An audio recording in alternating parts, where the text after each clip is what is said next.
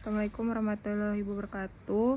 Perkenalkan, nama saya Juni Sabrina Dwi Subuan, NPM 1908260042. Jadi pada video ini saya akan membahas tentang supraventrikular takikardia. Nah, untuk definisi, takikardia supraventrikular merupakan salah satu jenis aritmia yang ditandai dengan detak jantung cepat, di mana hal ini melibatkan gangguan fungsi impuls listrik pada nodus atrioventrikular di serambi atrium atau jantung bagian atas. Nah, kemudian untuk etiologi itu ada sindrom Wolff-Parkinson-White, kemudian ada penyalahgunaan nafza dan gagal jantung. Nah, untuk faktor resikonya itu bisa disebabkan karena penyakit jantung bawaan, diabetes, penyakit tiroid, kebiasaan merokok, konsumsi obat-obatan, dan faktor psikologis seperti stres. Kemudian untuk klasifikasinya itu dibagi menjadi 3. Yang pertama ada atrioventricular nodal rintran takikardia. Itu kondisi yang terjadi karena sel di dekat nodus AV tidak mampu mengirimkan sinyal listrik dengan baik.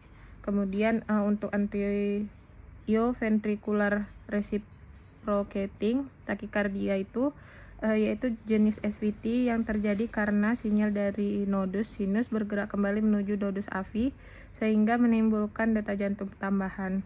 Nah, untuk yang atrial takikardia itu SVT-nya tidak disebabkan oleh gangguan nodus AV, melainkan karena ada noda sinus tambahan lainnya yang mengirimkan impuls listrik dan sehingga menimbulkan detak jantung tambahan. Nah, untuk DD-nya itu ada sinus takikardia abnormal, atrial takikardia, junctional takikardia, kemudian ada atrioventricular nodal rintran, kemudian ada aksesori pathway mediate rintran takikardia.